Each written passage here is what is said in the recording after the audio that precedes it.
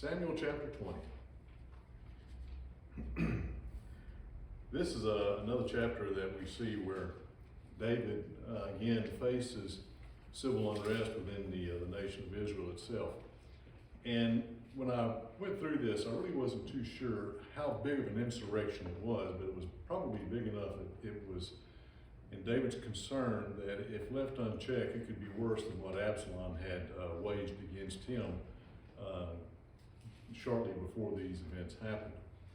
And as I got into this lesson, it was one of these rabbit trails I ran across, and I just had to follow it. And the question that came to my mind was, why was there so much unrest between Judah and Israel throughout their history? You know, why were they always fighting one another or arguing with each other? Or what was the problem that they ran across? You know, just what was it? And so I kind of ran down that rabbit trail and I dug up some stuff. I don't know if it was relevant. I really don't know if I wanted to bring it out tonight, but we'll take a look at it anyway, and maybe we can gain some insights to how this family of 12 brothers dealt with each other. But anyway, the people in the context. Of course, it starts out with Sheba, the son of Bichri, who was from the mountains of Ephraim.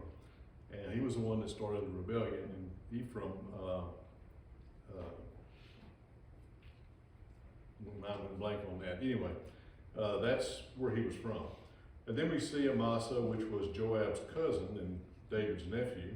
I think that's the relationship with David. And then we have Abishai, which, as we know, is Joab's brother. And then we have Joab. And then we see the Cherethites and the Pelethites, which we'll see was the army that David assembled to go after Sheba. And then we see Benaiah, which was the son of Jehoiada, something like that, over the Cherethites and the Pelethites. He was the captain over those particular people. And then towards the end, we see a wise woman. And we'll have a little bit more to say about her towards the end of the lesson. And then towards the end of the book, again, we see a list of David's government officers. Adoram, who was in charge of the revenue. Jehoshaphat, the son of Hilud, was the recorder. Sheba was a scribe. Zadok was a priest, and Abiathar was also a priest. And the Jerahite was the chief minister.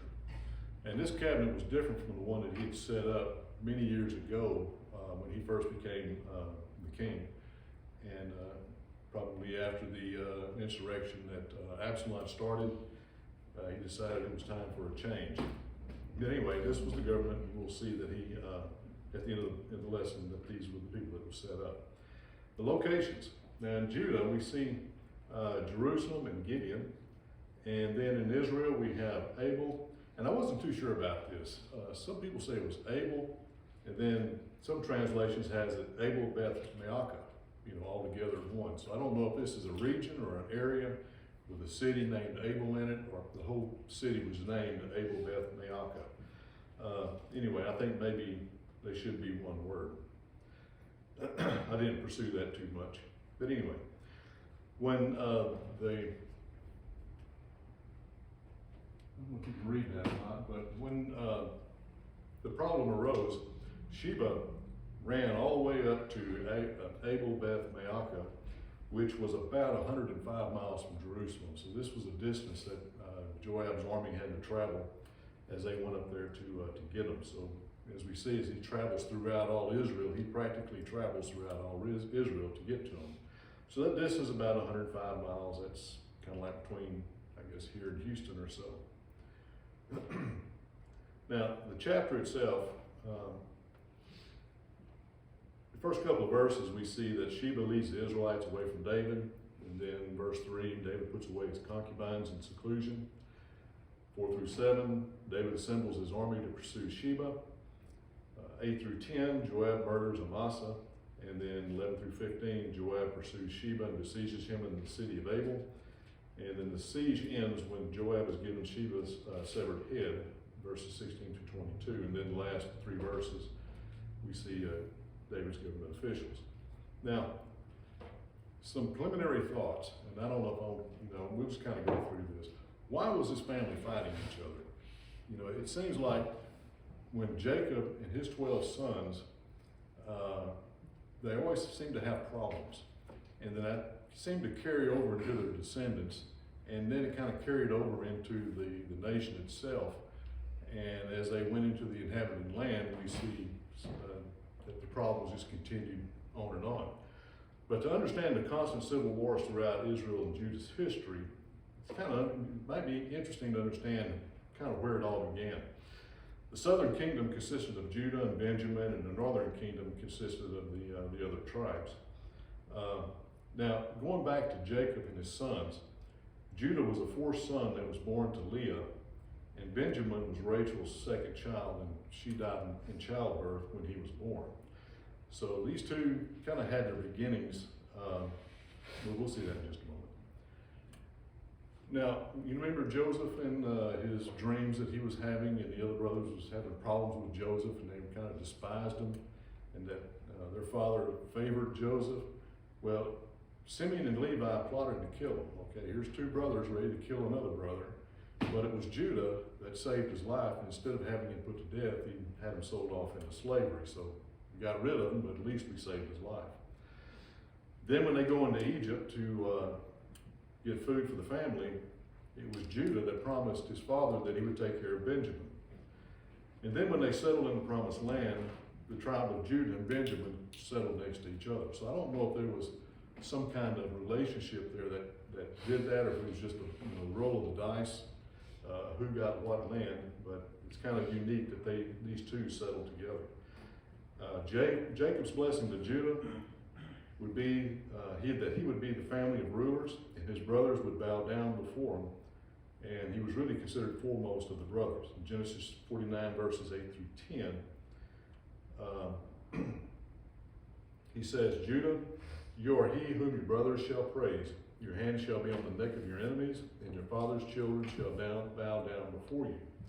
And then, down in verse 10, he says, the scepter shall not depart from Judah, nor a lawgiver from between his feet until Shiloh comes. So this blessing to Judah pretty much solidified the rule of the nation coming from Judah itself.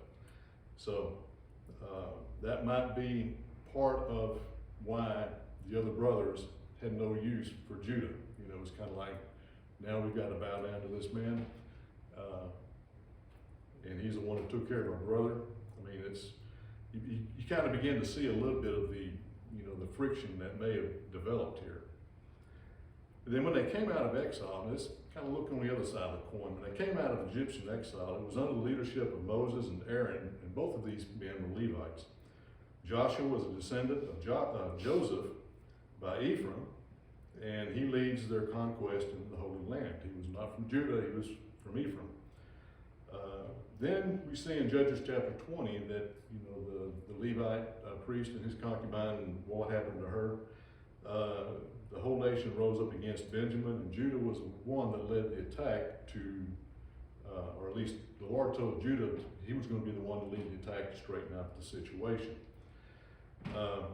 Then we see the tabernacle residing in Ephraim for 369 years.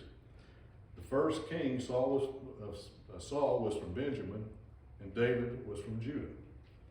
So now we kind of begin to see one side saying, we are the nation of rulers, and the other side says, well, we have a nation of great leaders, and we also have the tabernacle. We have a right to reign in that respect. So it may be reasonable to conclude that Israel was jealous over Judah's blessings of leadership. Benjamin, who was in conflict with Judah at times, remained loyal to David's house. And maybe it was because the number of Levites who lived in Benjamin that served in the temple in Jerusalem. Also, the history of great leaders like Moses, Aaron, and Joshua, the keepers of the tabernacle for hundreds of years, they must have thought that they were more equipped to rule than Judah was. So even though we have the blessings that was given to Judah and their right by God to bring forth the rulers, and also the Christ through their lineage, the Israelites also had a claim saying, we've got just as good a right to rule as you do. So you can see it goes all the way back to the 12 brothers. and it was kind of like a family feud that just never really resolved itself. And coupled with the fact that this was probably a very violent time back then, it was, they just didn't come to words with each other. They actually came to blows. But anyway, some preliminary thoughts, and I kind of wanted to throw that out there because we're constantly seeing civil wars and arguments between Judah and Israel throughout 2 Samuel. Now, they were divided before David became king, and when he finally became king over the nation, he unified them. But now we're beginning to see civil unrest and divisions happening, and it kind of held itself together under Solomon. But after Solomon died and his son took over, I think it was Rehoboam took over, that's when the nations split, and they stayed split for the remainder of their existence. When they came out of captivity, I think they kind of got their act together and reasoned among themselves that they needed to adhere to the laws to the best they can and not be divided. Anyway, a little bit of some history there that might be beneficial to you. So let's take a look at the chapter.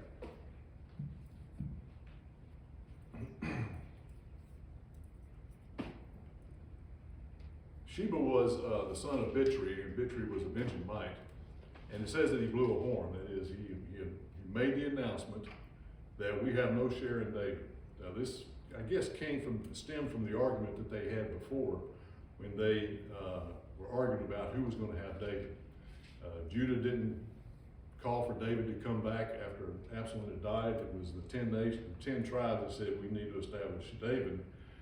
And then when David sent down to Judah and said, "What's your problem? Why haven't you called for me back?" Then they sent for him.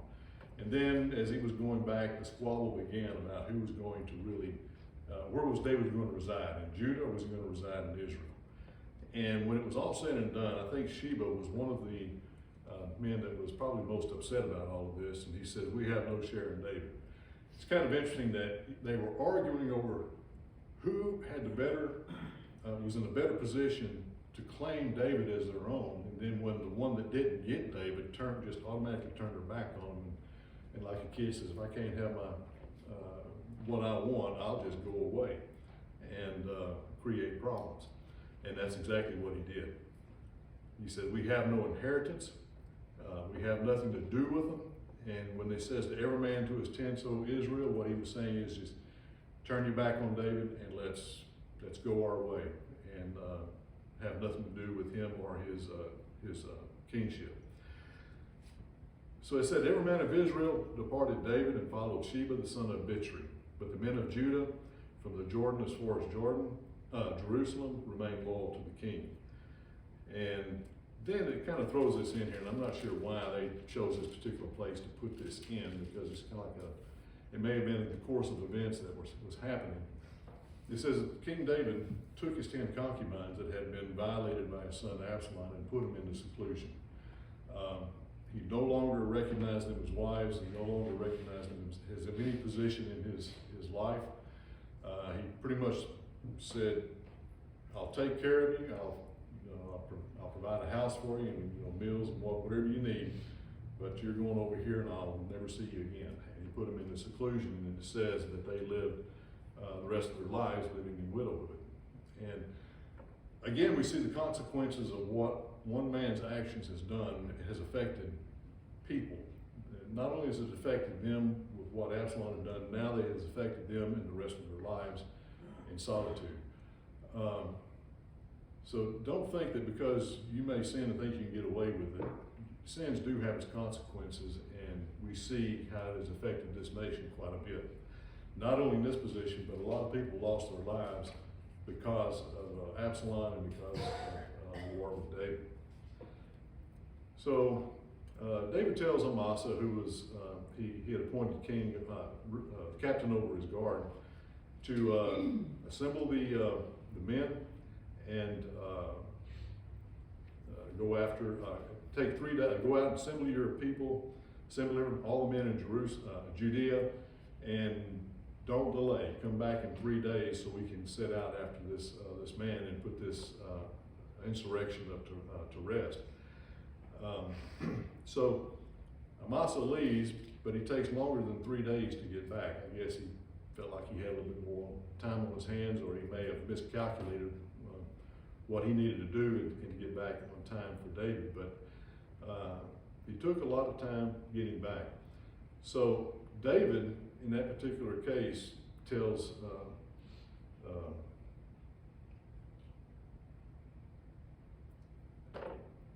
Bishai, I had to think for a moment, that we need to do something quick. If we can't wait on Amasa. So he tells them to assemble his men, and let's get this on the road. So they get together, the Sherethites, the Perethites, and he and Joab depart Jerusalem. And they go as far as Gibeon. And I should have shown that on the map. It's not a very far distance from Jerusalem to Gibeon. And from there, that's where Amasa meets Joab with coming back to Jerusalem with his army. And some interesting events happens here. When he comes forward, it says that Joab was in his full battle gear. And I guess he had his sword in such a position that it fell out on the ground as he was walking up towards Amasa. So kind of nonchalantly, he probably picked the sword up, like anybody would that would drop something.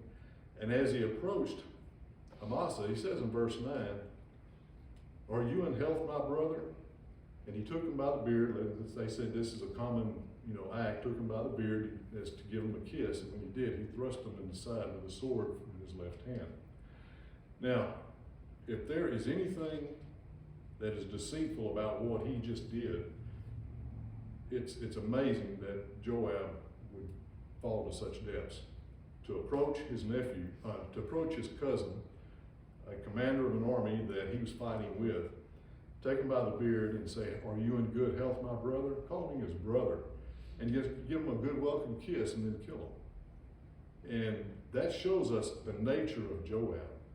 Now, why would Joab do something like that? We don't know. The passages don't tell us why he did it. We just know that he did it.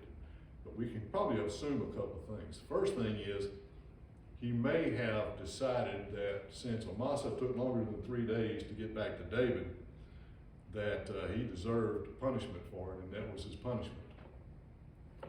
We don't know. Now, if that's the case, why was Joab the one thinking he could execute the judgment when really that should be David's responsibility? But we know that Joab has jumped the gun before and done things like that. The second thing is that Amasa was commanding an army that he once was the head of and had been relieved of that command. So there may have been some personal vengeance there that he wanted to take care of. Here's an opportunity. I'm going to kill this man, and I'm going to regain the control of my army. Now, he didn't do all of this in secret. He did all of this in the sight of all of his men. And you can imagine the impact that this had upon the army that Amasa had just assembled, and the impact on the army that Joab had just assembled and led. Wow, he just killed another general. For what reason? We don't know. Why did you do this? But he said he only struck him once in the stomach. His entrails poured out on the ground, and they didn't strike him again, and he died. Now Joab and Abishai, his brother, pursued Sheba the son of Bichri. Meanwhile, one of Joab's men standing near Amasa and said, "Whoever favors Joab and whoever is for David, follow Joab." Now it's kind of interesting that they say Joab before David, but be that as it may. And he says, "But as Amasa wallowed in his blood in the middle of the highway, when the men saw that all the people stood still," it was kind of like, what are we to do here? Should we really follow a murderer as he goes after a traitor? Think about it. That's exactly what they were doing. We just saw a man commit murder, cold-blooded murder, and now we want to follow him as he goes after a traitor. So as they stood still in the road looking at this, the man that called out to follow Joab removed him from the road, put him over the side, covered him up, and so that the people couldn't see him. And it's kind of like, if you put your sin out of sight, you can get away with it, some people may think. And so when they didn't see it, they followed Joab as he went in search for Sheba. And he says he went through all the tribes of Israel to Abel and Beth Maacah and all the Berites. So they gathered together and also went after Sheba. Now, it seems like as he went through the nation of Israel, he was gathering other people to follow him in this particular army. And it says, and then they besieged him at Abel at Beth Maacah, and they cast up a siege mound against the city, and it stood by the rampart. Now, if you know what a siege mound is, it's kind of like the city's built on a hill, and you got to break the walls down. What you do is you gather up all the rubble in the road, and you start building this roadway up to the wall so that you could reach the wall and knock it down. So that's what they were in the process of doing. They had built the siege mound up to the top of up to the walls, and they were in the process of trying to tear the walls down. They battered the walls to throw it down. Now, it says that a wise woman cried out from the city, "Please say to Joab, come nearby that I may speak with him." Now, why a wise woman? It seems like I don't know how much time it takes to build a siege wall or how big of one they had to build, but that was a lot of work. That was a lot of work building this thing so they could reach the walls. So they spent all this time and this effort doing this, and the men in the city evidently was not communicating with Joab. But it was this one woman that came up to the wall, stuck her head over and hollered for Joab.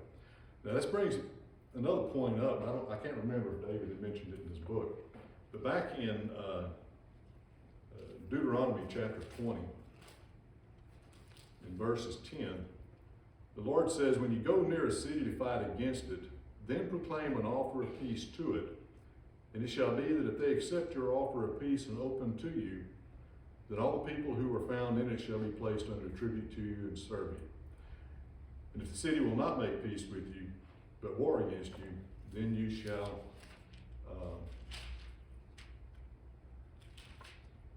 besiege it. Now, I don't know if Joab had made the effort to communicate to him before he did it. More than likely he didn't.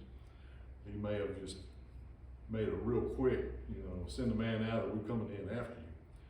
But there was evidently no effort for dialogue for peace. But this wise woman called out for Joab to come.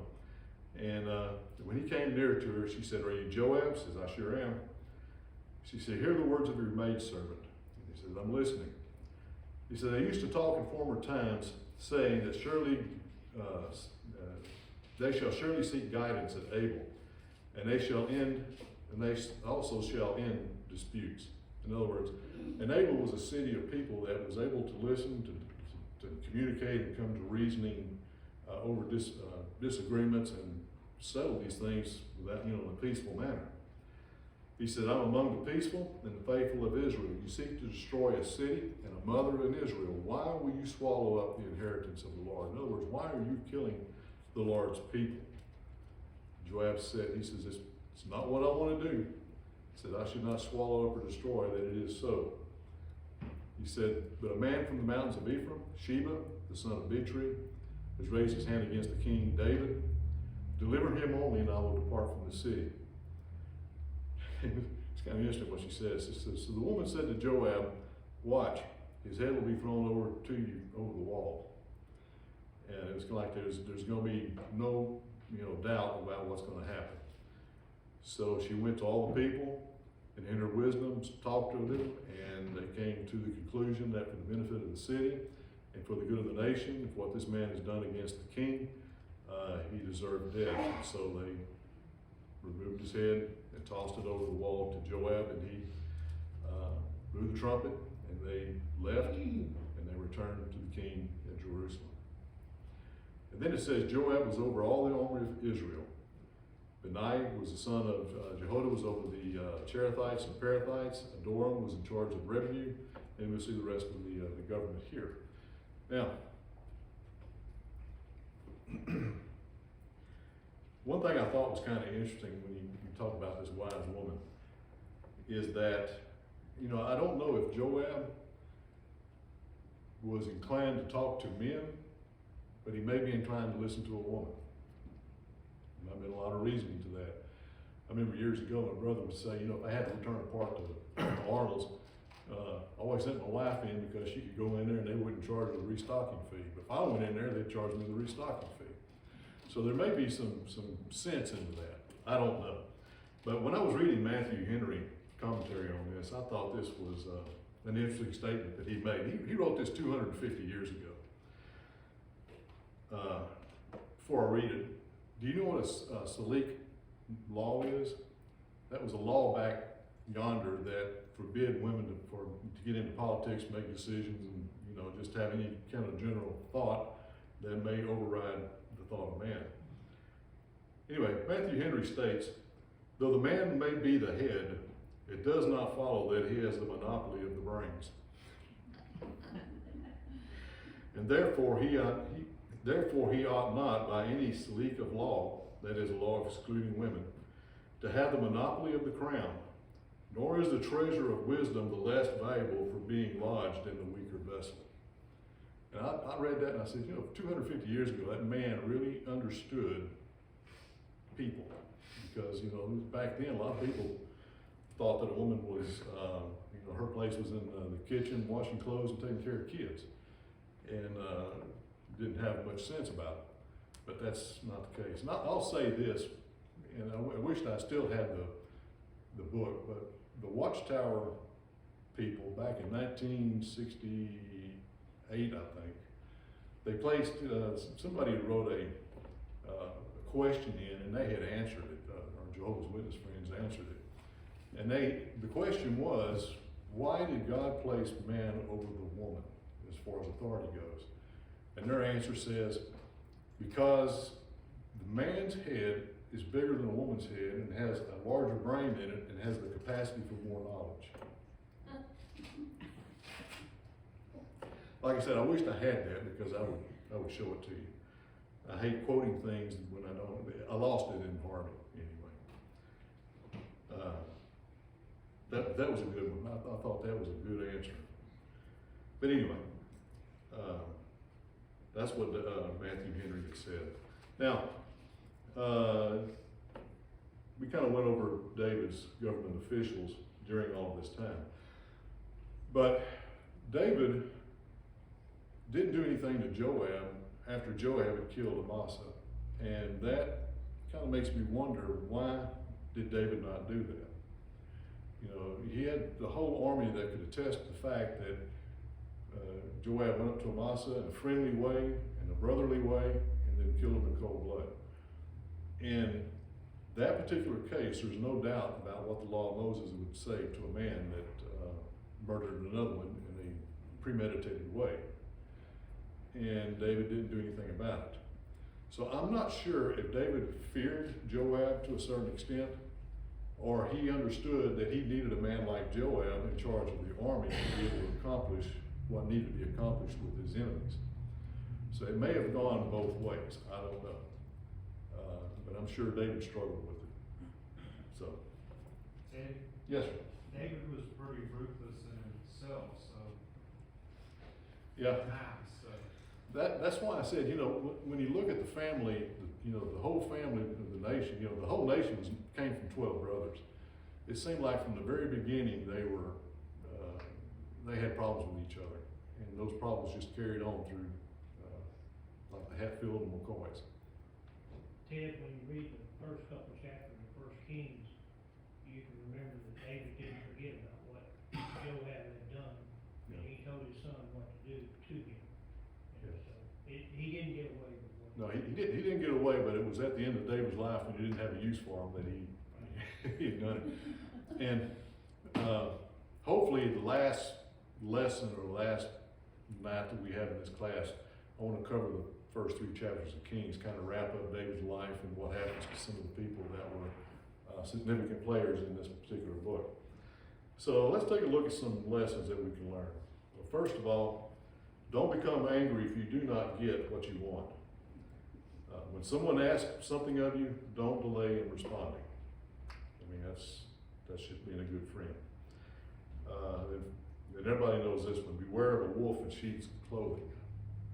Your friends and your relatives may be your worst enemy, and you may not know it. And I think that was Amasa's case. He was not expecting his cousin to kill him. talk out your problems and use wisdom in doing so, like the wise woman of Joab. And then finally, this last one, I kind of threw it up there, and I said, all right, I'll put it up there just for fun. And I got thinking, I said, no, it's probably a reality. I said, listen to your wife. She could save you a lot of time and trouble. And I got to thinking about Joab. I said, you know, if you've got to build a siege mound, that is a lot of time and a lot of trouble. If all you had to do was walk up to the wall and say, you got any women up there that will talk to me? And he could have saved himself and his army a lot of time and gotten his objective achieved. So listen to your wife. She could save you a lot of time and trouble. I know mine does. When she tells me I'm doing something that a different way, it would work better. So anyway, that's what I had.